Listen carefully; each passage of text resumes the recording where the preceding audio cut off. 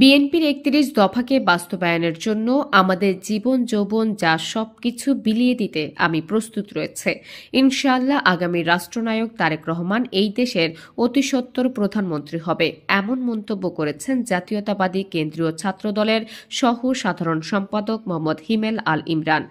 গতকাল সন্ধ্যায় মাদারীপুরের রাজৈর পৌর এলাকার মোল্লাকান্দি সরকারি প্রাথমিক বিদ্যালয়ের মাঠে ৯ নং ওয়ার্ড বিএনপির আয়োজনে রাজৈর উপজেলা বিএনপির নেতা সিরাজুল খানের সভাপতিত্বে উপস্থিত ছিলেন মাদারীপুর জেলা ছাত্রদলের সাবেক সভাপতি মোফাজ্জল হোসেন মফা, রাজৈর উপজেলা ছাত্রদলের সাবেক সভাপতি আবুল হাসান খান, উপজেলা স্বেচ্ছাসেবক দলের আহ্বায়ক মোহাম্মদ মানিক মিয়া মানকু, কাউন্সিলর আবদুল্লাহ আল মামুন রাজীব, জেলা ছাত্রদলের যুগ্ম আহ্বায়ক মোহাম্মদ মাইদুল ইসলাম আকন, রাজৈর উপজেলা ছাত্রদলের সদস্য সচিব মোহাম্মদ তরিকুল মাতব্বর, যুগ্ম আহ্বায়ক মোহাম্মদ ফরিদ হোসাইন, যুগ্ম আহ্বায়ক আলামিন, রাজৈর পৌর ছাত্রদলের সদস্য সচিব সোহাগ সর্দার, প্রবাসী মাহফুজ শেখ সহ অনেকেই।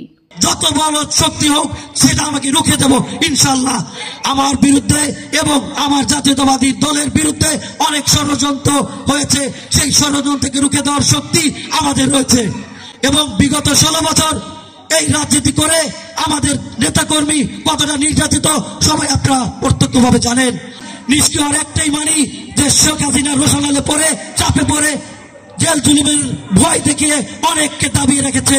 ইনশাআল্লাহ সেই দামানোর শক্তি আর তাদের থাকবে না ইনশাআল্লাহ। আগামীতে এই দেশে আগামী রাষ্ট্রনায়ক তারেক রহমান যে ৩১ দফা আমাদেরকে দিয়েছে সেটা ৫ তারিখের আগে, সেটা কিন্তু ৫ তারিখের পরে না।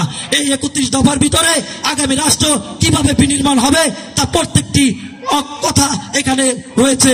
সেই ৩১ দফাকে বাস্তবায়ন করার জন্য আমাদের জীবন যা আছে সবকিছু বিলিয়ে দিতে আমি প্রস্তুত রয়েছি ইনশাআল্লাহ। আগামী রাষ্ট্রনায়ক তারেক রহমান এই দেশে অতি সত্বর প্রধানমন্ত্রী হবে। নাহার নিশি, সিএন বাংলা, ডেস্ক রিপোর্ট।